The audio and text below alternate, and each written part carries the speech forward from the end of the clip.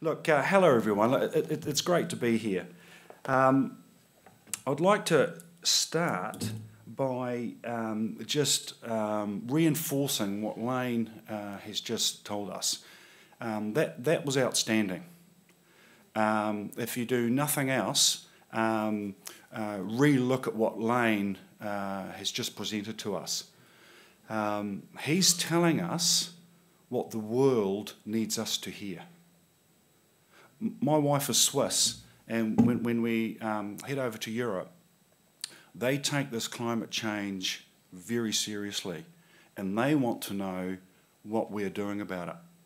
And you get into Europe, you're getting into old money. These are our markets, our high-paying markets. These are essentially traditional meat eaters. We don't need to teach them anything.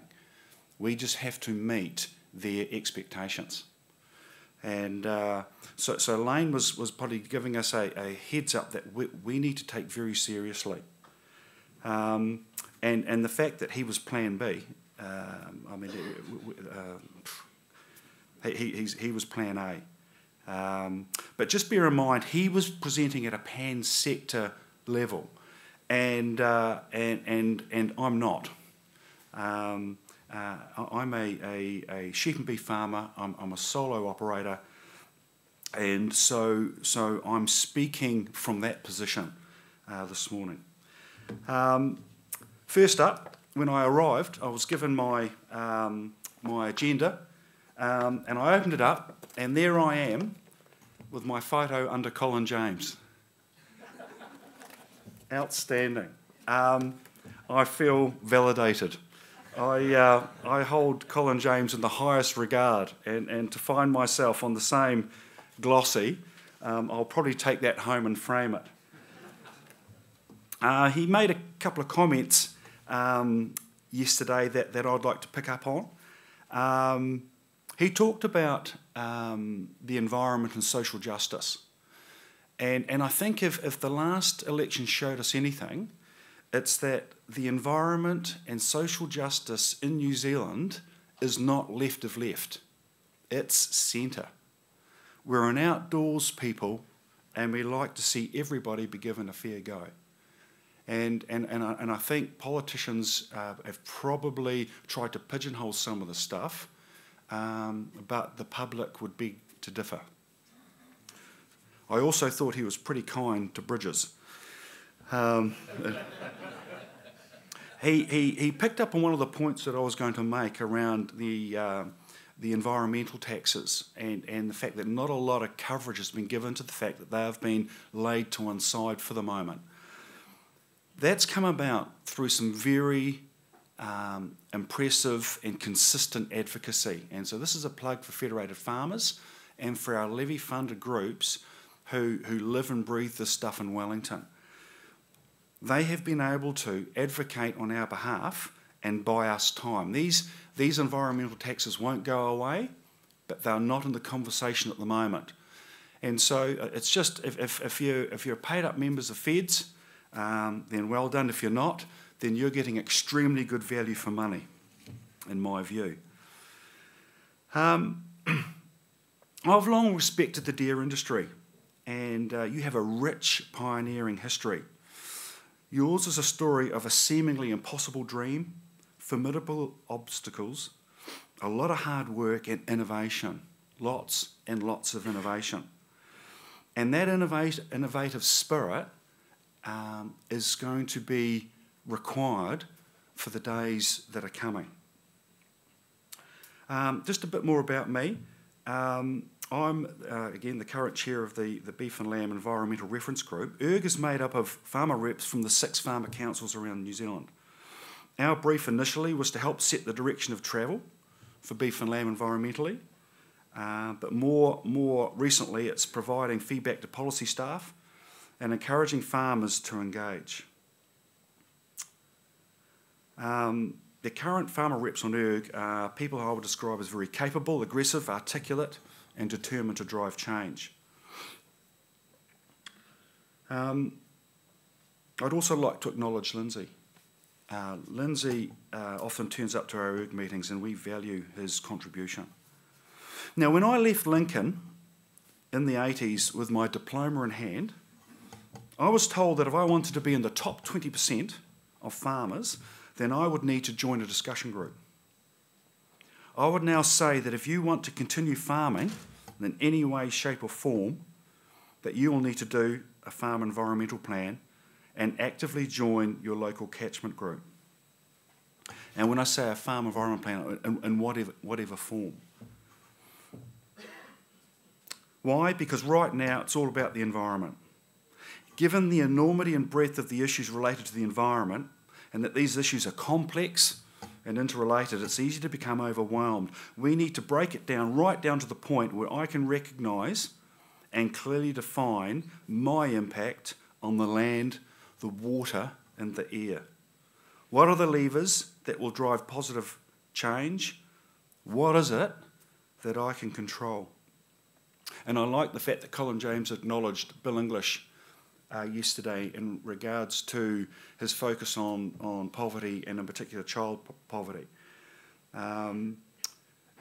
Simplicity and being simplistic around some of these issues hasn't worked. The amount of thinking required to fully grasp what levers to pull that will drive realistic change, I think we've been glib. And the environment sits in that space. This stuff is so complex. Simplicity is not our friend in this space. I believe in farm environment plans and I believe in community catchment groups. We are yet to realise the potential that exists when these two come together. When a farmer begins to more fully consider how his farm and his farm management affects his soil, his biodiversity, and the local waterways, then something really special starts to happen. He embarks on a way of thinking that is truly transformative. Forming a community catchment group is to engage in an educational process. Data accumulation becomes critical when it becomes apparent that we simply don't know enough. Tying new data to historical context is equally important, as understanding our starting point and how we got there matters. It matters because if a hotspot has been identified within your catchment, the proposed solution without an acknowledgement of the area's history may either be too simplistic or fraught with unintended consequences. And a really good example of this is in the Fairlie Basin, we have the Ashwick Flat Water Race Scheme. Now this water race scheme is about 140 years old. But where the race drops into the upper Opahe, it's high in nitrate and it's high in E. coli. It's a real problem for us. And so, simplistically, we look at it and go, well, who needs water races? Pipe the water. And so we were submitting that actually these water users are going to have to get with the times and start laying pipe. It wasn't until having a conversation with an elderly gentleman in our local old people's home, our local rest home, that I found myself talking to one of the earlier caretakers of the Ashwick Flats water race. And he told me that it's not just a vehicle for transferring water, it's also a massive drainage system. And that in the early days, the Ashwick Flat was swamps and wetlands, and they used the transfer of water to actually, it's very clever engineering. They've transferred water where they needed it across the flat, and at the same time, they picked up these wetlands and drained them and created a very productive basin. So just stopping the water race from running and filling in the races, what's going to be the unintended consequence of that? And so this is just an example of we need to know more, but we also need to connect that to our history. There's other examples where some of the data, when you're reading the water, hasn't been impressive and it's been attributed to other activities other than farming, for instance, bird colonies and the like. I mean, all this stuff matters and we need to know.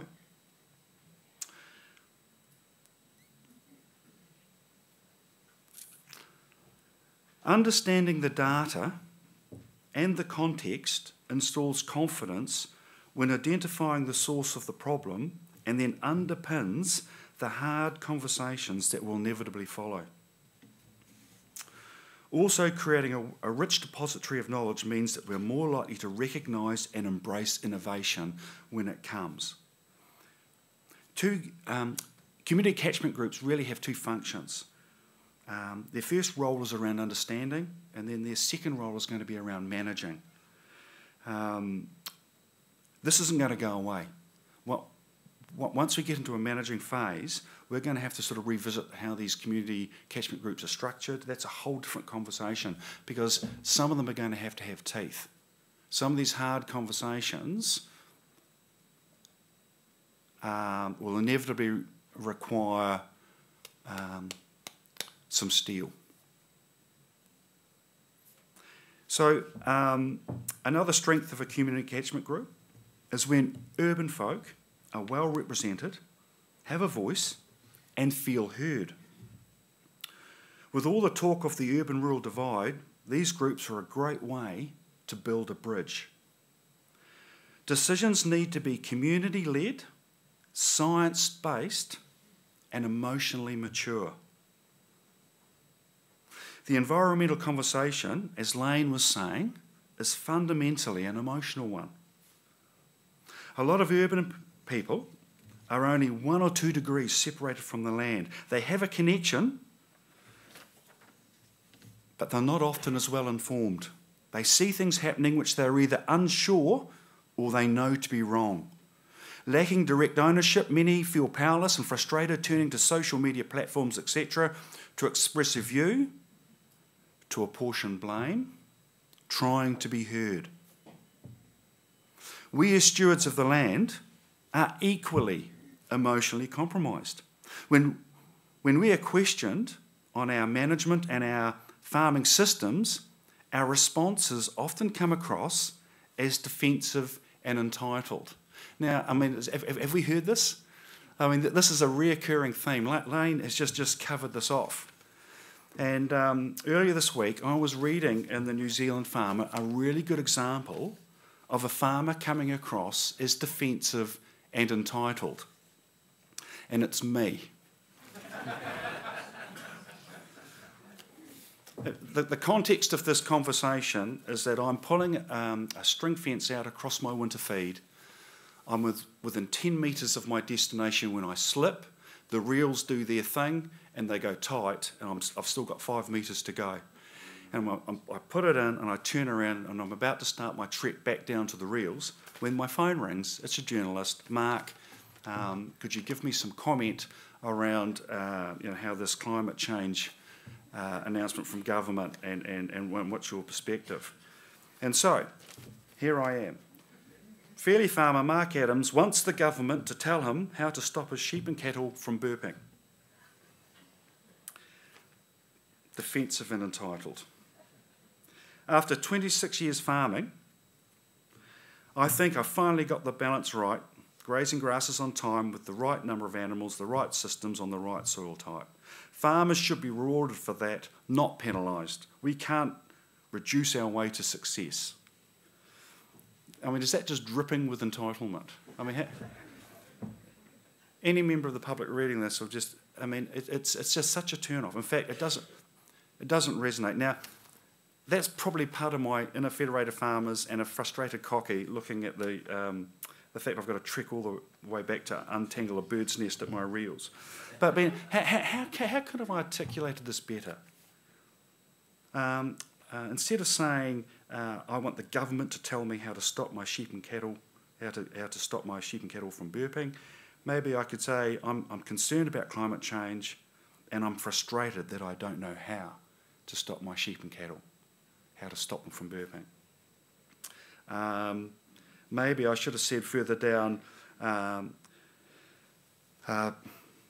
because I take my environmental stewardship seriously, I'd be disappointed if I found myself being penalised. And so this stuff's not easy. Thinking about how to engage with the media and to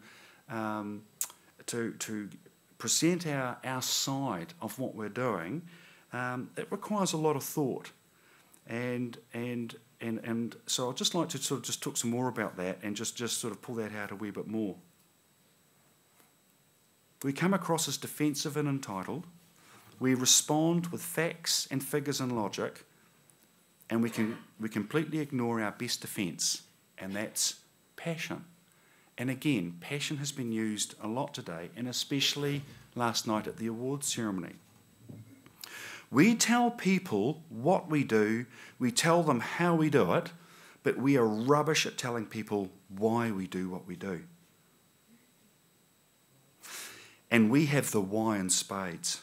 How else can we have survived the global financial crisis, market shocks, currency fluctuations, changing consumer demand, politics, succession, flood, snow, drought, compliance, the 80s? It's passion. Passion is defined as putting more energy into something than what is required. It's more than just enthusiasm and excitement. Passion is also the trait of being intensely emotional, which is interesting because the why is intensely personal.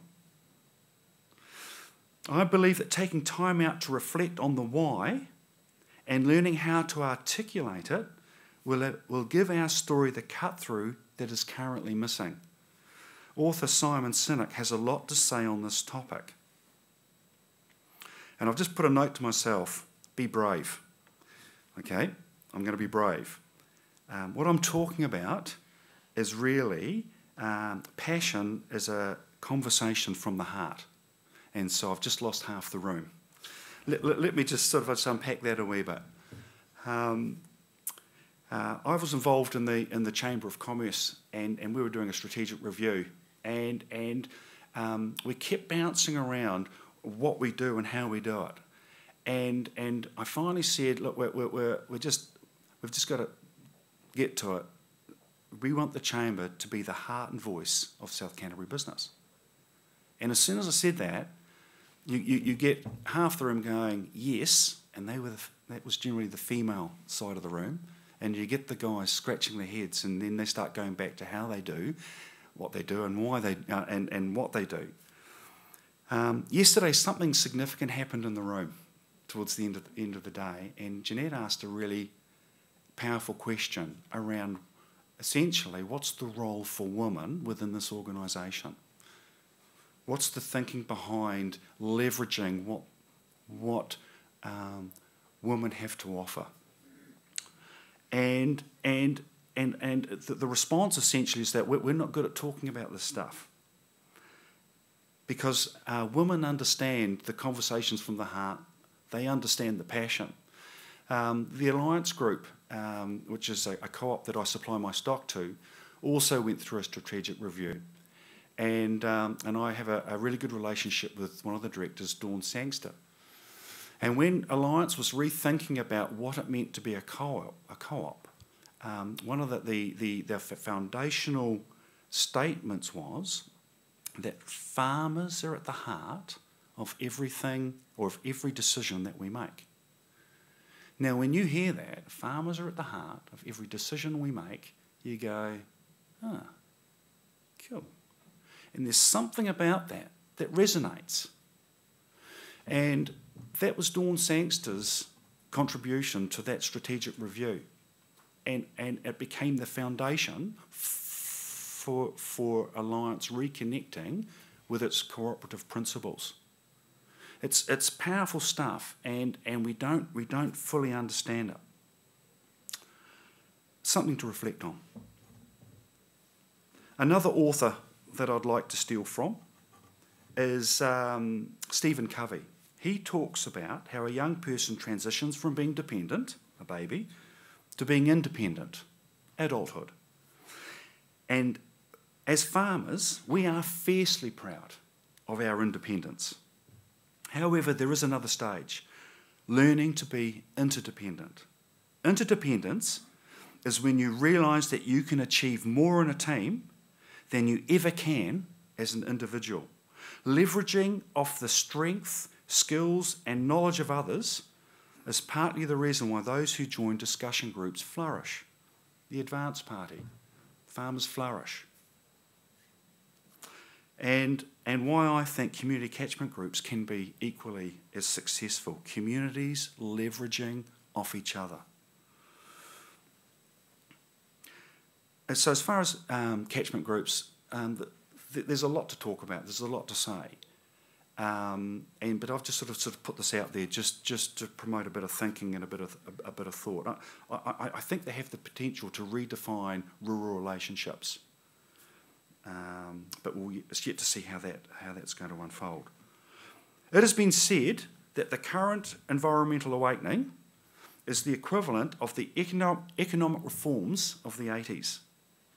When reflecting on the 80s, commentators generally agree on two things. Firstly, that it had to happen. New Zealand was in financial peril. Secondly, that the pace of change was too abrupt. While New Zealand was in financial peril, in hindsight, we had time. And I suppose I heard Lane. I hear the urgency around this pan sector stuff, but equally we need to create wiggle room in order to get good policy. And I think if we allow panic and fear to start tainting the level of the conversation, we're not going to get good outcomes. Because the pace of change was faster than that actually required, farmers, their families, the farm servicing industry and rural communities were severely affected. For some it was brutal. Many farming businesses in the 80s were damaged beyond repair. The associated personal trauma took its toll on families and the communities they are connected with. We need to learn from this. We can't afford to repeat these mistakes. If this generation of farmers are to take ownership of all that has gone before, then we must be accorded realistic timeframes. We also need access to good science and the sharpest minds. New Zealand farmers have always had a good relationship with our science community.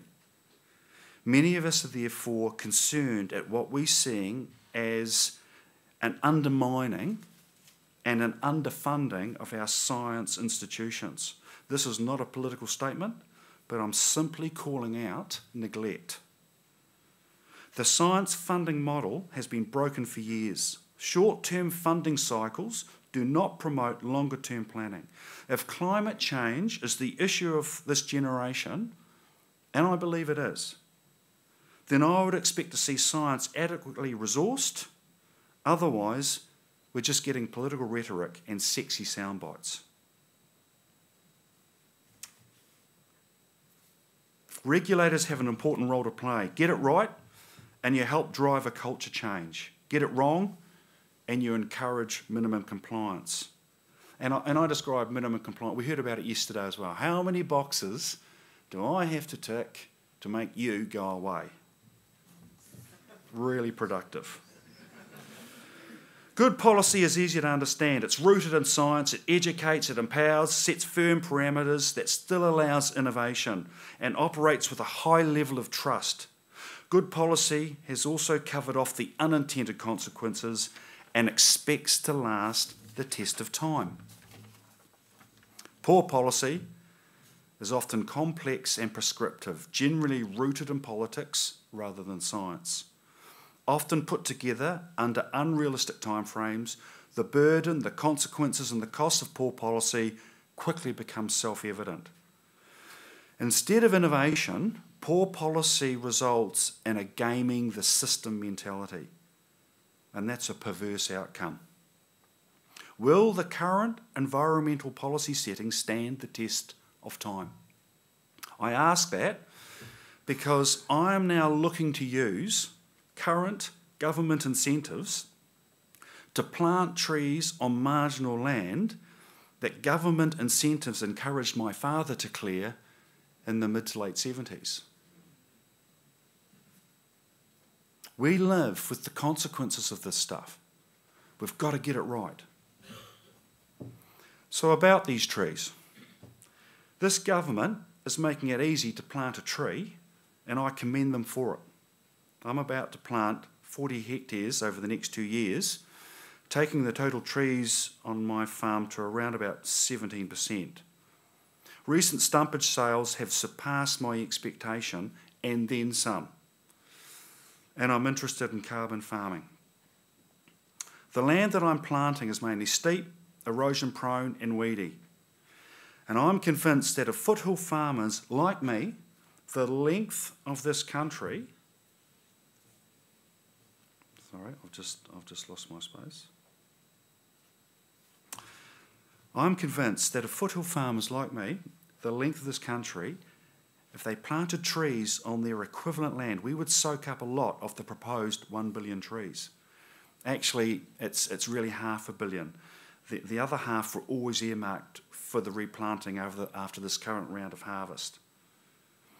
If we, as farmers, don't own this, then fear around whole farms being bought, good land being planted, and communities negatively affected to afforestation may become a reality. Like focusing on nutrient runoff and soil loss, planting the right tree in the right place has a value proposition.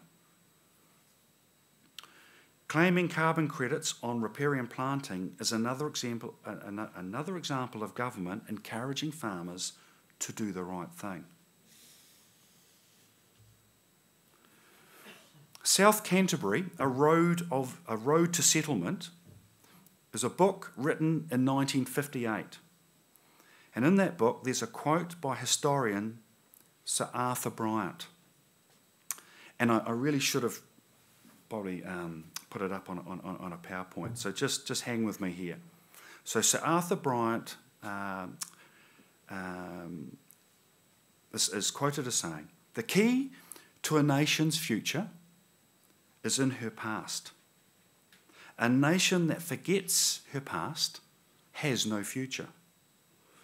For man's deepest desires, the instrument by which a continuing society moulds its destiny, spring from their own inherited experience. We cannot recreate the past, nor can we escape it."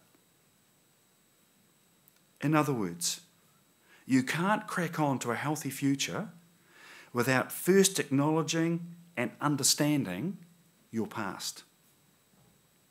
A lot of farming families can trace their story back to the first wave of boats that arrived onto these shores. My forebears sailed into Kakanui, North Otago, headed to the Marawhenua goldfields, then spread out from there. I am now a fifth generation farmer, and I have a strong connection to the land. A lot of noise in the environmental conversation is driven by people who have little sense of history, lack context, though often well-intentioned, their comments are tainted with ignorance, fear, and panic. For farmers, there is no surprise. We know how we got here. Our forebears engaged the best practice of their day with the best of intentions, then passed the baton to us. So when an auditor or a regulator comes up the driveway and passes comment, he is often critiquing not just my management, but also my father, my grandfathers, and maybe even a great-great-grandfather. Whenever it's on farm, it's never just business as usual. It's personal, sometimes intensely personal. And I think WorkSafe, I don't think they ever got this. Now, I'm a big believer in better health and safety. I've promoted it in my area. All good. But WorkSafe could never come to terms with the fact that farmers don't see their house as separate to their farm. How many farmers in this room have a full understanding of the parameters that WorkSafe have put around your house and your home outside of your property? I don't think many of us, because we don't see it that way. When I'm on holiday and I think about getting home, I'm thinking about a house, but I'm thinking about paddocks, I'm thinking about stock to shift, I'm thinking about the next job I've got to do. Home to me is this property that I am the steward of. Dame Margaret was a commissioner that was appointed head of the commissioners who were parachuted in to run ECAN. And one of the privileges of being in Federated Farmers was that I got to meet with the commissioners on several occasions, and especially the last meeting that Dame Margaret had as a commissioner of ECAN, as the chair of ECAN. And she began to reflect about her time as a commissioner. And one of the gems that she dropped for us was that she really enjoyed being invited into rural kitchens, farmers' homes, and being given tea and scones while they discussed the issues that needed to be discussed. And she just said, you guys don't understand the power of your own hospitality. What other industry does that? Most other industries, whenever you meet, and whether you're advocating with it, whenever you're trying to network or whatever, you meet in neutral venues, you meet in offices, cafes, halls, wherever. Who invites people into their home? We do. So what I'm probably just fleshing out a wee bit is that when we are trying to advocate and tell our story, invite people into your home. Dame Margaret made the comment, she said, after we would leave your home, we had to go out there and make decisions and try and remain impartial. How good is that? How good is that? And again, this is where this passion and this heart, this is where this stuff starts to meet. It's in the kitchen, it's around the table, it's just doing really normal things. Kids playing over in the corner, noise, stuff happening, and you're discussing the issues of the day. Powerful. Powerful, and we need to think about that just perhaps a wee bit more strategically. The other thing that, just touching on WorkSafe, when I was provincial president, I invited WorkSafe onto my farm to audit me. I wanted to understand how this worked, and they were never interested in my farm. They were only interested in me. And we had this conversation, and you know, I had a bit of a rough plan, and I'd done a bit of homework, but it was all about my attitude. And we heard that yesterday. Somebody put it up there. More than half the result depends on the attitude. I would say it's more than half, because attitude reflects a way of thinking, a mindset, and that's the bit that matters. That's the bit that drives change. Leaving the farm better than when we were handed it, up until recently, has meant better infrastructure, better production. Now, it's still that, but in a way that enhances our property's natural capital and meets community expectation. We, the current holders of the baton, we need this to work. We need good outcomes. So we need to crack on. Don't wait. We know what we need to do. Forget the regulators. Leave them behind. Challenge them to keep up. Yes, this comes at a cost. But if you think it's expensive to align your farm in a way that is more environmentally friendly, then try prescriptive compliance. Lane really, again, I just can't read how important Lane's message was to us. There's an urgency around some of this stuff. So there's a lot that we can do, like fencing off waterways. And again, for a sheep farmer, easy for me to say when I see a deer farmer fencing off waterways. That's you're seeing someone who's really committed and gets it, but paying the price. Riparian planting, erosion control, thoughtful winter grazing, defining areas of biodiversity and seeing them as aspects that make our properties unique. Trophy parts of our property.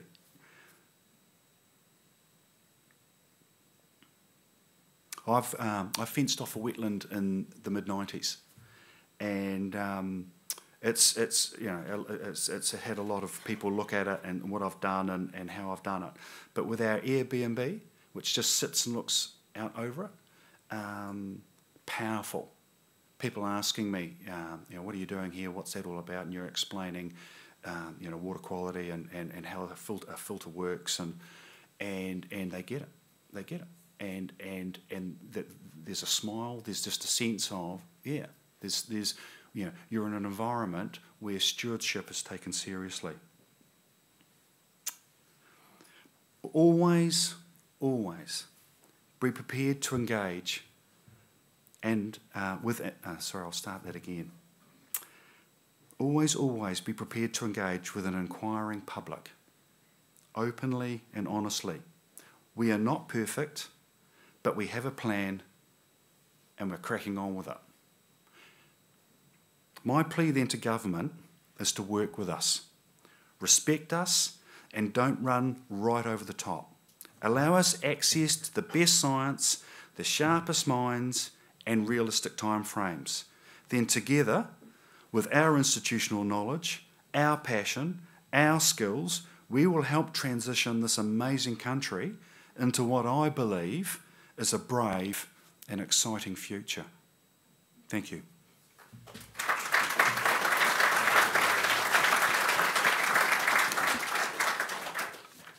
Now, Mark's very kindly covered off a whole range of different topics there, and actually I think you downplayed the fact that you were under Colin in the bio, because some of your wordsmithing journalistic potential for the future is completely underrated, so I think you're there. But I'm sure there's lots of questions. Before we ask for questions, it's worth me mentioning Mark wouldn't be here if it wasn't for one of our great sponsors, First Light. So for a little bit of Q&A, I'm just going to put this up here for Mark as well, and for First Light, and I want to ask the question, has anyone got any thoughts or comments or questions for Mark before we have a stop? I'm sure it would have provoked a lot of thoughts from everyone down the back.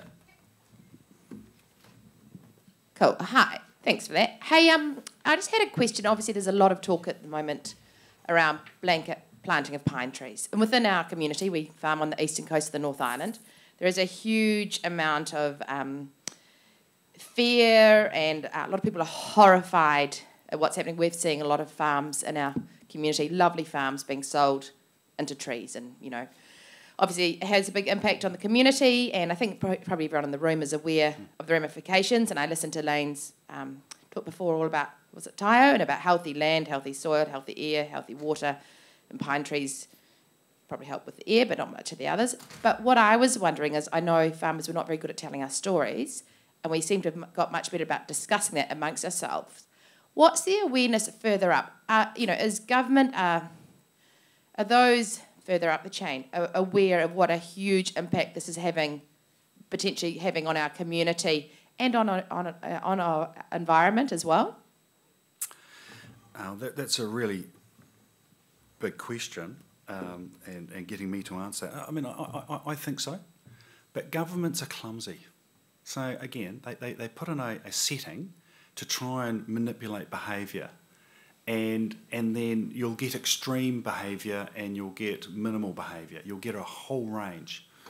Government, fundamentally, I don't believe they want to see rural communities swallowed up.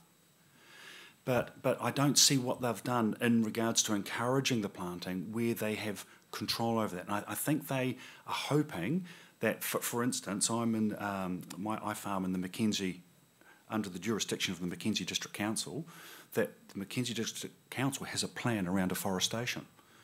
And so if whole farms are being bought, I would be challenging local government as to their position on this and why it's being allowed. Again, to me, that is absolutely the wrong outcome when good soil, good productive soil, is swallowed up in forestry. The right tree in the right place.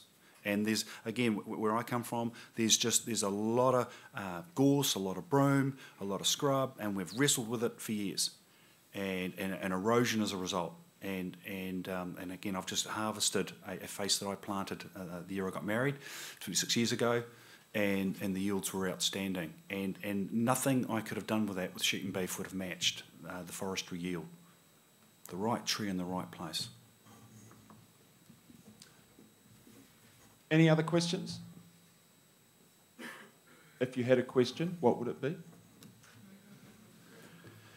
I mean, I didn't really stick with the brief, but when you start to reflect, you keep finding yourself miles away from where you thought you needed to be. So reflections and directions is a pretty broad... I think there's one from Lindsay.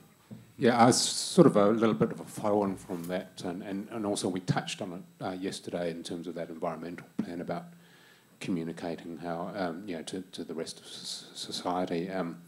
So I think we do have a concern about how we engage with officials who formulate policy.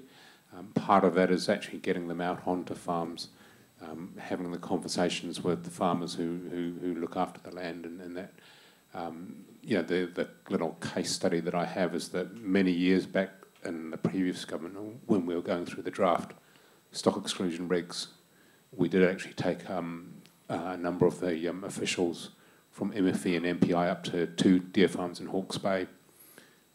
As you said, sat down on the kitchen table, went round, described the farm, got out, drove around the farm, went to a couple of stops. Within 30 minutes of that farm visit, the officials were going, "Oh yeah, we understand what you're doing and what your concerns are."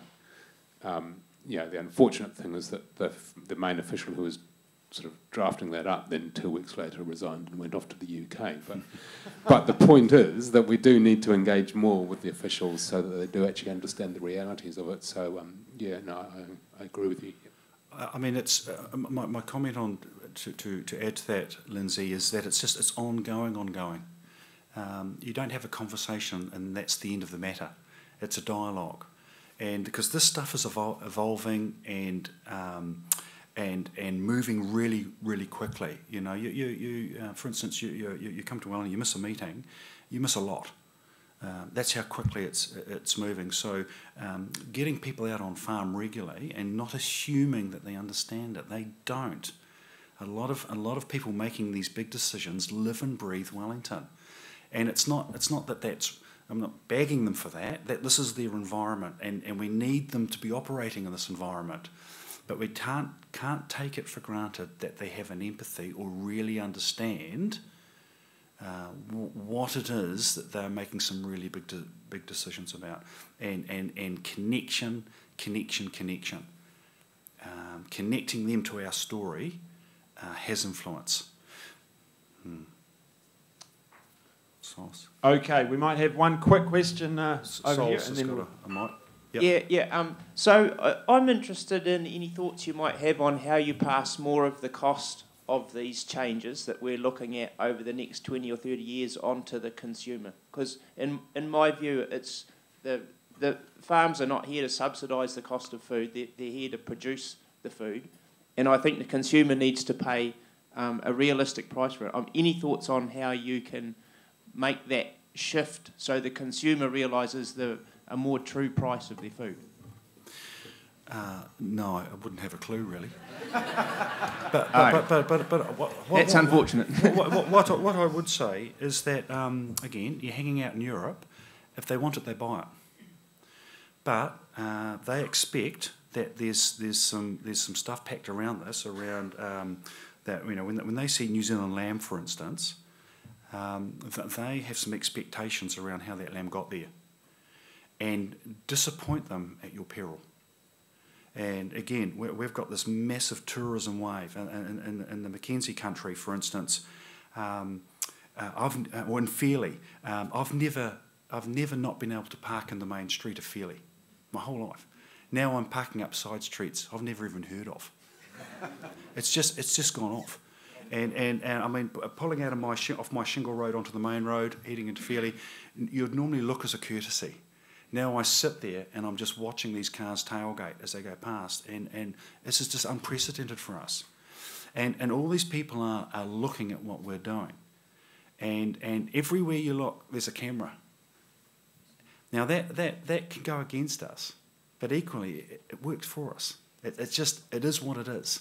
And so we need to be thinking about our image and constantly putting it out there. Now, it may be that we never get the premium, but that's what gives us access. And access is the premium. But the afforestation, these government incentives, when you sort of peel that back, is really a reflection of the community saying, we want you to plant trees and we're prepared to put money up. And my farm, I started farming at the beginning of '84 when subsidies fell out. I've never been subsidised. I've never personally had a government incentive. This is the first time in my farming career that I'm looking at genuine incentives. So I'm going to align myself with them so that I can better understand them. But I won't be beguiled by them. Fundamentally, when I plant trees, I'm looking at stumpage. I'm looking at harvest. This carbon trading may or may not last, may or may not exist, but right now, it's here and it's real. It's happening. And we need to understand it. If ever there was a time to get professional advice on a particular issue, it's getting professional advice on carbon trading. Understand it.